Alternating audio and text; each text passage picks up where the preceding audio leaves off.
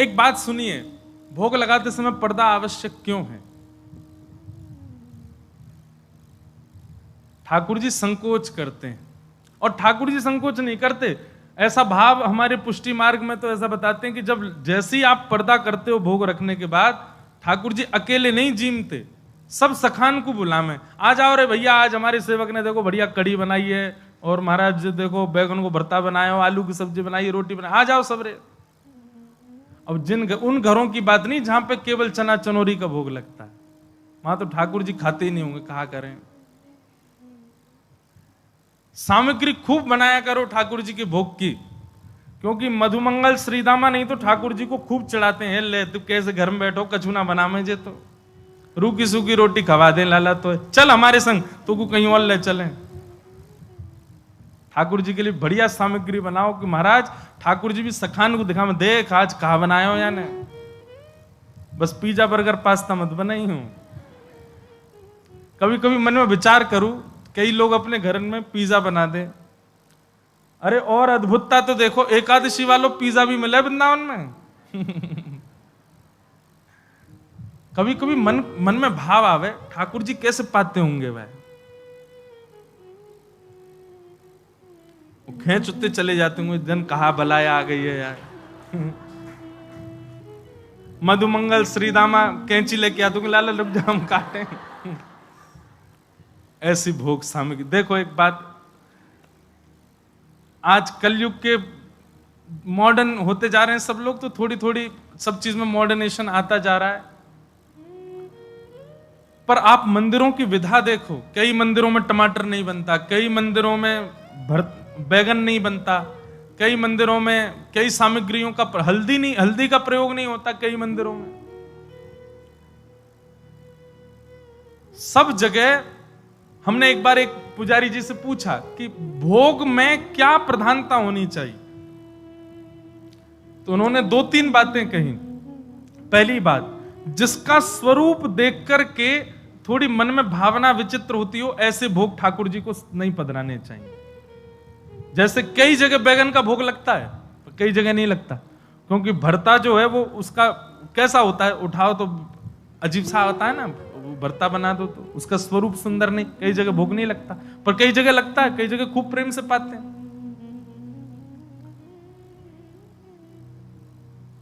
कई जगह ऐसा विधान है कि जो भूमिगत सब्जी होंगी, जो भूमि के भीतर होती हैं, उन्हीं का ही भोग लगेगा ठाकुर जी को। अनेक अनेक विधा हैं। जहां आचार्यों ने इतना ध्यान रखा, प्राचीन परंपराओं का इतना भाव रखा, हमको थोड़ा भाव तो रखना चाहिए। कम से कम विदेशी सामग्री का भोग नहीं लगाओ ठाकुर जी को।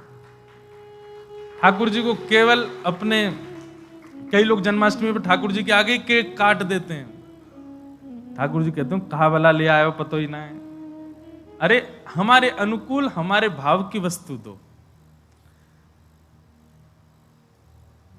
सामग्री खूब बनाओ, पर जितना हो सके भारतीय व्यंजन ठाकुर जी के लिए बनाओ। अब जितना विस्तार आप कर सको अच्छा है।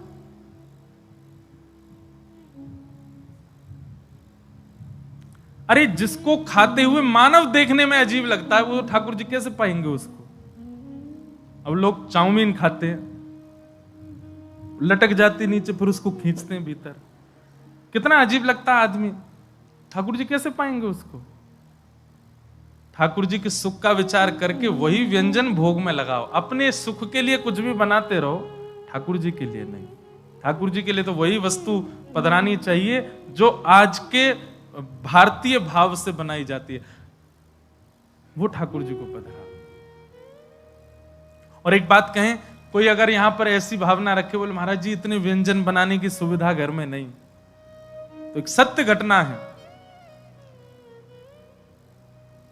जब श्रीनाथ जी गोवर्धन से नाथ द्वारा में विराजमान हुए, तो ऐसी एक कथा सुनाई जाती है कि रसोई घर वहां पर सिद्ध हो रही थी, तो आचार्य उस समय के जो गोस्वामी थे, उन्होंने सब साथ में ही गए थे, ब्रजमंडल के ब्रजवासी है नाथ द्वारा में, तो ब्रजवासियों से कही हाँ भाई चलो एक एक दिन सबके घर की बारी आवेगी, एक एक दिन अपने अपने घर से प्रसाद लेके आओ ठाकुर जी के लिए। तो मंदिर से बर्तन दिए जाते थे, और जितने बर्तन दिए गए कम से कम भर के आने चाहिए सबके घर से, बनाओ सामग्री ठाकुर जी के भोग के लिए। सबका सौभाग्य होता था कि हमारे घर की सामग्री ठाकुर जी को भोग लगेगी। एक परिवार, बड़ा अकिंचन परिवार, ज्यादा सामग्री नहीं, कुछ व्यवस्था नहीं थी, और उनके यहां थाली आई, तो थाली देख करके, कटोरियां देख के, बड़े बड़े थाल, बड़े बड़े कटोरा देख के सुखी तो बड़े हुए, लेकिन रोने लगे, कैसे करें, हम पे तो इतनी सामग्री नहीं कि हम एक कटोरा भर के भेज दें, ये थाल भर के कैसे भेजें। तब उन्होंने आचार्य जो उस समय के विराजते थे उनसे जाके प्रार्थना की, भगवान आज हमारे कितना बड़ा सौभाग्य कि हमारे घर श्री जी बाबा की थाली आई, पर हम कैसे भर के भेजें। तब आप श्री ने महाप्रभु श्री वल्लभाचार्य जी का स्मरण करके आज्ञा की कि महाप्रभु जी कहते हैं प्रत्यक्ष सेवा से भी ज्यादा अधिक ठाकुर जी मानसी सेवा को स्वीकार करते हैं। आपके घर में अगर सामग्री नहीं है तो मन में भावना शुद्ध करके, मन में एक एक सामग्री को निर्माण करके और पात्रों का स्पर्श करके उस सामग्री को पात्रों में पधराते जाओ। महाराज वो भक्त सब सामग्री पात्र लेकर के आए, पात्रों को धो करके अपने सामने रखा, अब सामग्री अपने हृदय में बना रहे हैं। सुंदर लकड़ी चेताई है, कंडे लगाए हैं, ऊपर चूल्हा पे एक पात्र रख दिया है, पात्र में अब घी डाल दिया, आहा सुगंधी आ रही घी की, और घी की सुगंधी में बढ़िया छोंक लगाए, और छोंक लगा करके सामग्री डाली, टमाटर डाले, जे डालो, वो बढ़िया साग बन गयो, साग लेकर के एक पात्र में पधरा दियो। अब दूसरे पात्र में खीर बनाई है, खीर बना करके एक पात्र में पधरा दे। अब ठाकुर जी को बढ़िया हाथ की रोटी बनाई है, बाजरे की रोटी बनाई है, सब मन में चिंतन करते जा रहे हैं, और बाहर प्रत्यक्ष जो थाल आए हैं उनका केवल स्पर्श करते जा रहे हैं। हाँ ये सामग्री इसमें, ये चटनी इसमें, अचार इसमें, कड़ी इसमें, खीर इसमें, मिष्ठान इसमें, दूध भोग की सामग्री इसमें, और सब भाव इतने शुद्ध मन से, इतने भाव से व्यवस्थित किए। महाराज की मानसी में सोचते सोचते उनको चिंतन हो रहा है कि सामने अग्नि जल रही है, उसकी लपट मोतक मोकू अनुभव है रही है, सामग्री जो बन रही है वहां की सुगंधी कैसी है, इलायची और केसर डालवे पे सुगंधी भी उनको अनुभव है रही है। नेत्र बंद है, मानसी भाव से खाली थालन को स्पर्श करते जा रहे हैं। तभी पत्तल लेकर के आए, वस्त्र लेकर के आए, सब थालन के ऊपर पत्तल और वस्त्र ढक दिए। घर के सब लोग अंशों कही अपने अपने कंधा पे उठा करके सामग्री ले चलो भोग के लिए। खाली थाल हैं देखने पर सब लोग पत्तलन में भर भर करके और सब खाली खाली बर्तनन को लेके मंदिर में गए। और वहां जाकर के जो आचार्य थे उनको भी बोलते जा रहे हैं, जे कड़ी भोग है, जे खीर है, ये रोटी सामग्री है, ये दूध घर की सामग्री, सब सामग्री देते गए। उस समय के जो आचार्य थे उनके नेत्र सजल हो गए। आज ठाकुर जी के आगे खाली भोग की सामग्री रखी गई है, और कही नाथ मानसी से एक भक्त सिद्ध करके लायो, स्वीकार करो। और आचार्य पर्दा करके जैसे ही बाहर आए और समय अनुकूल जान के जैसे ही भीतर प्रवेश कियो, जितनी सामग्री की भावना रखी थी वो सामग्री सब प्रकट हो गई, और प्रकट है कि ठाकुर जी ने स्वीकार करी। और स्वीकार करने के बाद वो समस्त सामग्री वैष्णवन में बांटी गई। आचार्य चरण के नेत्र सजल हो गए। क्यों? बोले मन ने तो मन में बनाई, पर ये प्रकट सामग्री मुझे तो ऐसा लगा स्वयं श्याम सुंदर बना के लाए होंगे, वहां घर में व्यवस्था नहीं, हम ही बना दें। तो पर्दा आवश्यक है ठाकुर जी के भोग में। क्यों? कई भावना उसके पीछे। एक भावना यह भी कि ठाकुर जी अपने सब सखाओं, अकेले नहीं पाते ठाकुर जी, सब सखाओं को बुलाते हैं।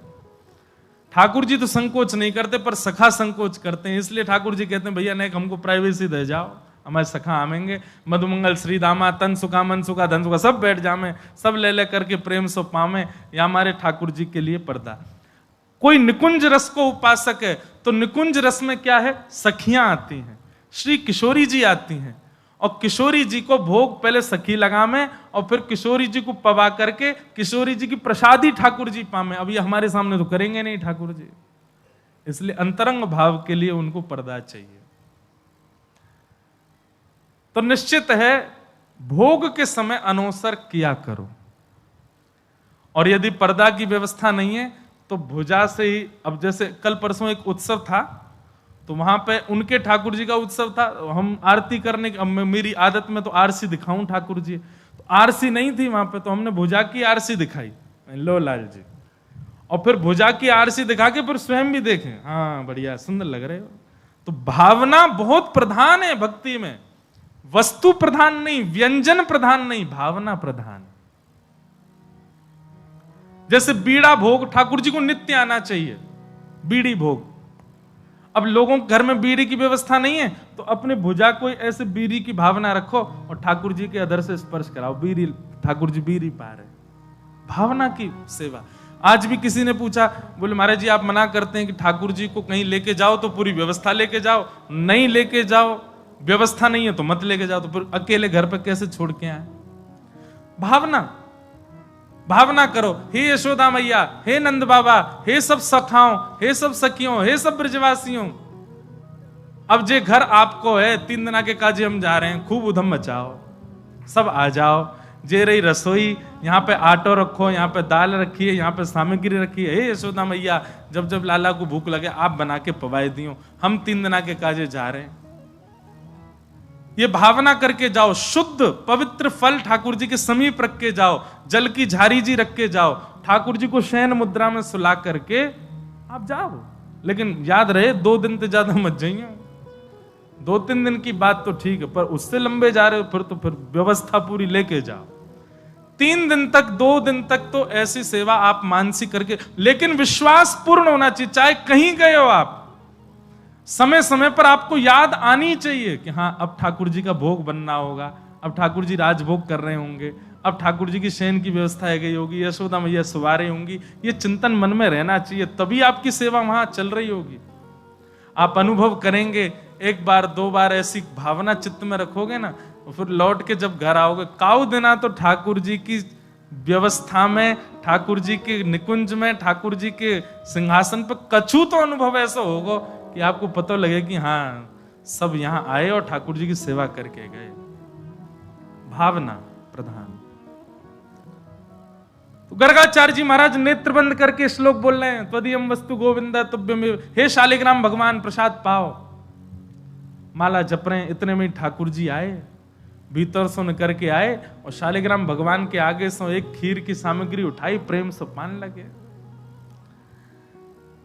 गर्गाचार्य जी के जैसे नेत्र खुले, साधना पूरी भई, जय हो मेरे गोपाल जी। और जैसे ही नेत्र खोल के सामने देखी तो महाराज यहाँ तो छोटे से भगत बैठे हैं और गोदी में लिए खीर पूरी लगा रहे हैं, नाक पे लग रही है, मुंह पे लग रही है, सबरी फैल रही है वस्त्रन पे, और प्रेम से जीव निकार निकार के चाट रहे हैं।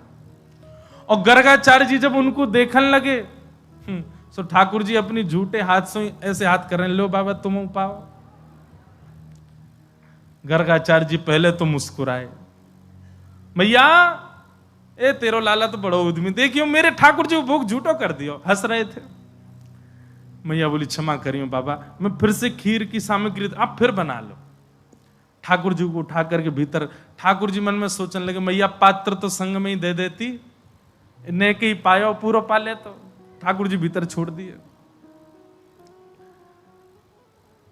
बलराम जी बोले कैसी लगी लाला खीर? बोले बढ़िया ही, जोर की, लेकिन बाबा बड़ो खतरनाक है, मैया तो शिकायत कर दे बुला बुला के। कोई बात ना लाला, तू तो भक्त वत्सल है। अब दूसरी बार खीर बनाई, फिर से भोग लगा, जय हो ठाकुर जी क्षमा करियो, छोटे बालक ने आपको भोग झूठो कर दियो, अब के पाओ त्वदीयम वस्तु गोविंद। ठाकुर जी तो फिर खड़े है गए, दाऊ दादा देख ले, फिर बुला रहा हूं, फिर बुला रहा हूं मैं। लाला तू चलो जा। बोले जाने मैया को बुलाया तो? बोले मैया बुलावे तो तू पूतना वाले हाथ दिखाई दियो। ना ना पूतना वाले हाथ तो ना दिखाऊंगा, मेरो नामकरण करवे आयो है। ठाकुर जी गुटमुन गुटमुन गुटमुन चल के बाहर आ गए, फिर से खीर को पात्र उठा के पान लगे। गर्गाचार्य जी के नेत्र खुले तो अब के तो गर्गाचार्य जी को क्रोध आ गया, अरे यशोदा पहले ही मना कर दे भैया, अगर तेरे घर में हमारे ठाकुर जी भूखे रहेंगे तो हम कहीं और चले जाएंगे, देख तेरो लाला बार बार झूठो कर जाए। यशोदा मैया आई, चरणन में गिर गई, बाबा क्षमा कर दो, लाला छोटो नटखट बहुत है। मैया ने ठाकुर जी पकड़ के कमरा में बंद कर दिए। बोले अब के न करके नहीं आवे को बाहर।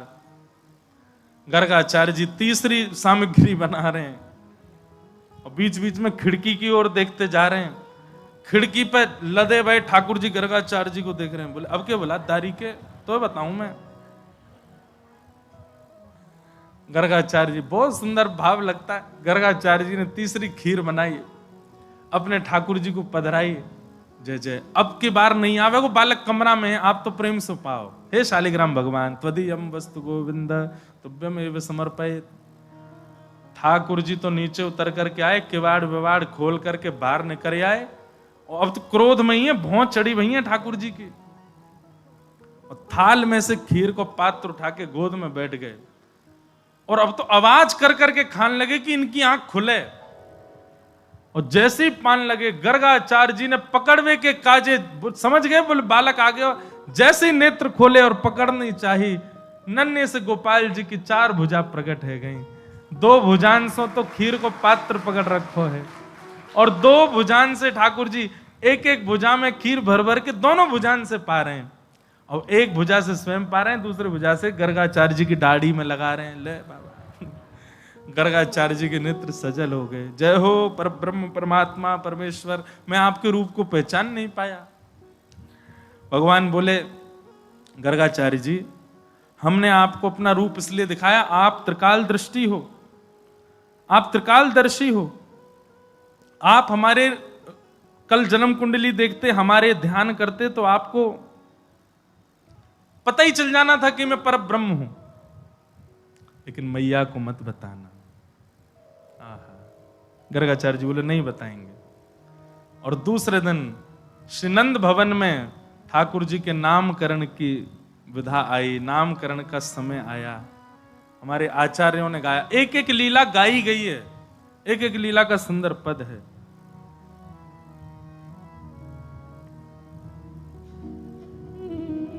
नंद्रगह आयो गर्ग विधि जान, राम कृष्ण के नाम करण हित, यदुकुल के सन्मान। गज मोतिन के चौक पुराए, नाम करण विधि ठान। मंगल गीत गावत यशुमती, बोलत अमृतवान। प्रथम ही सुनो बड़े ढोटा के, नाम राम बलदेव। पहले नामकरण किसका किया? बड़े बेटा का। क्या नाम रखा? बोले राम। लेकिन बल की अधिकता होने के कारण पूरा विश्व इनको बलराम कहकर के बुलाएगा। प्रथम ही सुनो बड़े ढोटा के, नाम राम बलदेव। हलधर और नाम संकर्षण, को न जाने भेद। अब यह नाम तुम्हारे सुत के, सुनो चित दे नंद। हे नंद बाबा अब ध्यान से सुनो, तुम्हारे दूसरे लाला को नामकरण कर रहा हूं। बोले कहा, कृष्ण नाम नारायण केशव, है हरि परमानंद। मैया, हे नंद बाबा, हे यशोदा मैया, आपके बड़े लाला को नाम राम है और दूसरे लाला को नाम हम कृष्ण रख रहे हैं, पर ये अनेक नाम सुन जानो जाएगो। पद्मनाभ बाधो मधुसूदन, वासुदेव भगवान। और अनंत नाम है इनके, कहो कहो लो आन।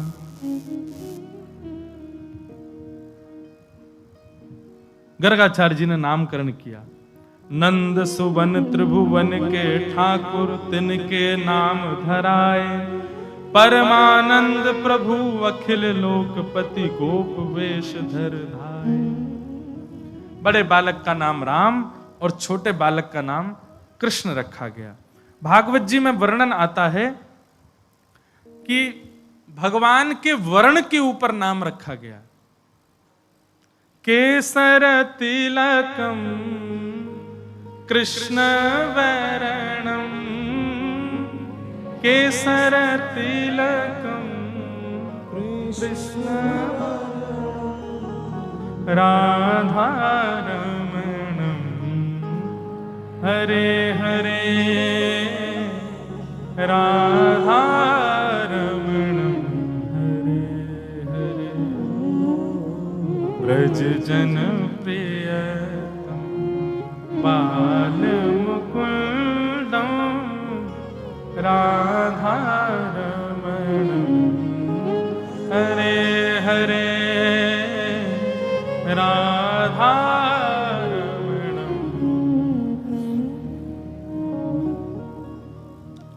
आसन वर्णास्त्रयो ह्यास्य गुह्यतानुयुगं तनुः शुक्ले रक्तस्तथा पीत इदानीं कृष्णतां गतः। ये राधारमणम पद जब लिख रहे थे तो इसी श्लोक से प्रेरणा मिली। केसर तिलक तो राधारमण जी लगाते हैं, वर्ण कैसा बोले कृष्ण वर्णम, क्योंकि यहां पर श्री गर्गाचार्य जी ने वर्ण से ही ठाकुर जी का नाम कृष्ण रखा है। कृष्ण वर्ण मतलब कॉम्प्लेक्शन। ठाकुर जी का अंग का वर्ण कैसा है? कृष्ण है। कृष्ण का मतलब काला नहीं होता। एक बात हमारी बहुत ध्यान से सुनिएगा, आप बिहारी जी को देखो, राधा वल्लभ जी को देखो, राधा रमण जी को देखो, निहारते निहारते अगर वे श्याम ही दिख रहे हैं, काले ही दिख रहे हैं, तो समझो अभी दर्शन ना है भयो आपको। कुछ परिवर्तन दिखेगा। हमने अनुभव किया है, हम आपको भी बता रहे हैं। 9 तपा आते हैं जून के महीना में, 9 तपा आते हैं, मतलब वो 9 दिन भयंकर गर्मी होती है। तो ठाकुर जी को कम कम वस्त्र धारण कराए जाते हैं। वृंदावन में तो हमारे राधारमण जी हैं जो न कम ही पहने, कभी कभी तो बस एक कॉपीन पहन के ही आ जाएं बस। श्रीनाथ द्वारा में भी ठाकुर जी को केवल बहुत कम वस्त्र धारण कराए जाते हैं, अंग का दर्शन होता है। जब आप अंगों को गौर से देखेंगे ना ठाकुर जी के, तो आपको अनुभव होगा। नाथ द्वारा में तो हमको हुआ गौर वर्ण का, कुछ लाल लालिमा सी दिखी श्री ठाकुर जी में। तब एक आचार्य भी वृंदावन की आज्ञा कर रहे हैं कि भैया ठाकुर जी यदि श्याम ही दिख रहे हैं, ठाकुर जी कारे ही दिख रहे हैं, तो समझो अभी आपके दर्शन में कोई चूक है, भजन में कोई चूक है। लेकिन यदि दर्शन करते करते ठाकुर जी श्याम नहीं, आपको कृष्ण वर्ण के दिखें, कछु अलग ही कांति सी दिखे, कारे भी नहीं है लेकिन प्रकाश भी पूरा दे रहे हैं, तब समझो कि हां अब ठाकुर जी दिखे हैं। श्याम वर्ण के दिख रहे हैं, कारे कारे दिख रहे हैं, तो मतलब अभी ठाकुर जी ने आवरण को दर्शन कराया, अपने मूल रूप को दर्शन नहीं करा रहे हैं। ठाकुर जी मूल भाव से कारे नहीं है। कृष्ण वर्ण क्यों? कृष्ण वर्ण कैसा है? ना कारे हैं, ना नीले हैं, ना सांवले हैं, कछु अलग ही वर्ण है। ठाकुर आज तक पूरा ब्रह्मांड नहीं खोज पाया कृष्ण वर्ण है कैसा। वो जाकू दिखे हैं वही को पता है कि कृष्ण वर्ण है कैसा। नारद जी तो कहते हैं कि इस वर्ण का कभी कोई चित्रकार इसको बना नहीं सकता, कोई वर्णन करता इसका वर्णन कर नहीं सकता। वो कृष्ण वर्ण है।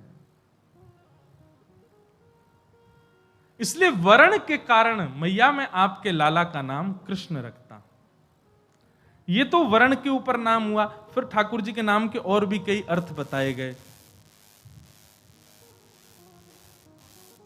ठाकुर जी के नाम के और भी कई अर्थ बताए। जो कर्षतीत कृष्ण, कर्षण करे वो कृष्ण है।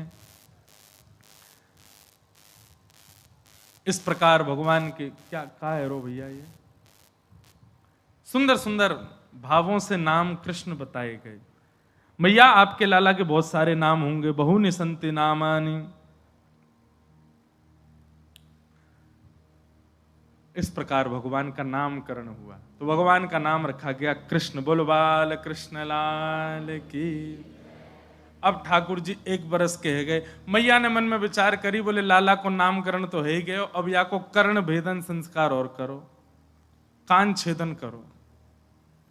ऐसी हमारी शास्त्रों में आज्ञा है, 16 संस्कारों में भी कर्ण छेदन संस्कार आता है, कान छिदवाना चाहिए छोटे छोटे बालकों का। अब उसकी पूरी विधा तो शास्त्रों में बड़ी अद्भुत बताई है। ठाकुर जी के कर्ण छेदन का समय आया, सब ब्रजवासी जुड़े, सब आनंद में भरे हैं। Yemen Yemen. एक सुंदर पद है कर्ण छेदन, बड़ा सुंदर पद है।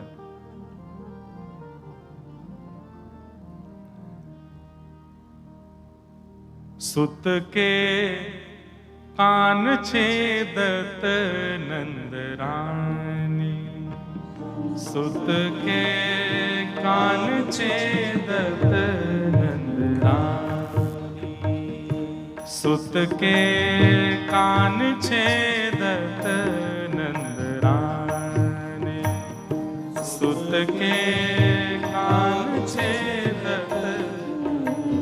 बहुत भाव से सुनियो, ये प्रथम बारी कह रहे हैं हम कर्ण भेदन लीला ठाकुर जी की। यशोदा मैया ने ब्रजवासी बुलाए, भैया लाला को कर्ण छेदन संस्कार करना है। ठाकुर जी ने देखी आज बड़े बड़े महाराज मंगल गीत गाए जा रहे हैं, बंधन बार बांधे गए, केला के पत्ता लगाए, कदली फल, बड़े बड़े ब्राह्मण वेद मुनि आए हैं, सब ऋषिजन आकर के वेद ध्वनि कर रहे हैं। ठाकुर जी सुबह सुबह उठे, तोतरे तोतरे बोले, नेक नेक चलनो जाने। ठाकुर जी ऊपर से ही निहार रहे हैं, पलना से उठ के आए, बोले आज कहा है रोए। तभी बलराम जी आए, बोले लाला, बोले हाँ भाज जा। बोले भाज जा मतलब? बोले लाला तेरो कान छेद हो जाएगा आज, मैया सुई लेके बैठी है, तेरे कान में घुसाई देगी। ठाकुर जी भाज गए महाराज सुई देख करके। वो कहां भाज गए? ऊपर भाज गए। चलनो तो भी इतना जाने ना है, सिद्धि इन पर चढ़ चढ़ के ऊपर भाज गए। और नंदरानी यशोदा मैया के यहाँ पलंग के नीचे जाके घुस गए। बोले मैया मेरे कान में सुई लगा देगी। मैया और सब रोहिणी मैया आदि सब ढूंढ रही हैं, लाला तू कहाँ है? ठाकुर जी कह रहे हैं मैं यहां ना हूं। मैया ढूंढ रही, बोले अच्छा। मैया ने जैसे नीचे जाकर के देखी, लाला तू तो यहीं है। मैया मैं ना हूं, हुआ है, मैं तो कहीं और हूं। मैया ने लाल जी पकड़ लिए। अब लाल जी उतर उतर के भागे, रोवे सो रोवे, लाल पड़ गए ठाकुर जी। मैया मेरो कान में छेद लग जाएगी। मैया तू कैसी निर्दयी हईती जा रही है? अरे मेरे लग जाएगी मैया। अरे लाला कछु ना होगो, ऐसे लगेगी जैसे चेंटी काट गई हो। ठाकुर जी रोने लगे, नहीं मानने, नहीं करवा रहे कर्ण छेदन। सब सामने आकर के खड़े है गए, बोले लाला देख कर्ण छेदन तो करवाना पड़ेगा, देख सबन के कान छिद रहे हैं। ठाकुर जी तोतली वाणी में बोल रहे हैं, बोले मैया मैं करा लूंगा, लेकिन पहले मुंह को एक वचन दे। बोले कहा ये जितने खड़े हैं सबन के एक एक बार फिरते करवा, यही सुईते एक एक बार फिरते सबन के कान छेद तब करवाऊंगा। मैया बोली लग जाओ रे भैया सब रे। अब सब बोले हम हमारे तो कान छिदवे, काय छिदवा में? बोले लाला के सुख के कारण सब करवाओ। और महाराज ठाकुर जी ने मैया की गोद में बैठे बैठे सबरे ब्रजवासी के एक एक बार फिरते कान छिदवा दिए। और जब सबके कान छेदन है गए हो, तब ठाकुर जी बोले मैया हाँ अब करवा दे, लेकिन मैया मुंह को गोद में रखी हो, मुंह छोड़ मत दियो। ना लाला मैं नहीं छोड़ूंगी। ठाकुर जी को कर्ण छेदन संस्कार है रो है। छेद कर्ण सब हिन पहरायो, मन में अति हर्षानी। जब सबके कान छिद गए ठाकुर जी खूब खुश है गए, और खूब खुश है के बोले हाँ मैया अब करवाए दो मेरो भी। अब कम से कम अकेले पीड़ा तो नहीं होगी, हम तो डूबेंगे सनम, तुमको ले डूबेंगे। कम से कम कान में दर्द होगा तो सबन के होगा ना, अकेले मेरे नहीं होगा। ठाकुर जी की सुंदर ये भाव देख करके हंस दीनो तब ब्रजपति प्रभु के, सुन सुन तोतरी वाणी। नंद बाबा जोर से हंसने लगे लाला की तोतरी वाणी सुन करके, और सब ब्रजवासी आनंद में भर गए। और लाला के सुख के कारण सबन ने अपनो कर्ण छेदन करायो, और फिर लाला को कर्ण छेदन संस्कार भयो। बोलो कर्ण छेदन संस्कार की। लाला के नित्य नित्य संस्कार सुंदर सुंदर है रहे। सूची पढ़ी दीन द्विज धर देवा, जाते पीर न होई कर्ण को हम करही तब सेवा। एक पद ऐसा आया, सब कह रहे हैं बोले लाला जाते तेरे दर्द नेको नहीं होगो, हम तो कुछ सौगंध खा के कह रहे हैं, और यदि भई तो तू चिंता मत के, हम सब तेरी सेवा करेंगे, जो तू कहेगो सब करेंगे। कहत यशोदा द्विज मर देवा, तुम मन भाषो कहिए, गोकुल के प्रतिपालन लायक नंद गोप के रहिए। ऐसे सुख अपने दृग देखो सकल संपदा बाढ़ी। याते कहाँ अधिक चाहियत है अष्ट महासिद्धि दाढ़ी। चिरजियो यह नंद लाल तेरो द्विज बर बोले बानी। नंद राय यश जुग जुग बाड़ो परमानंद बखानी। मैया आपके लाला को आज कर्ण छेदन संस्कार भयो। सब ब्राह्मण ने आशीष प्रदान कियो। नित्य न्यूतन धन बढ़ेगो। आपके लाला को खूब यश बढ़ेगो। हम सब ब्राह्मण मिलकर के आशीष प्रदान कर रहे हैं। आपके लाला को नित्य मंगल होएगो।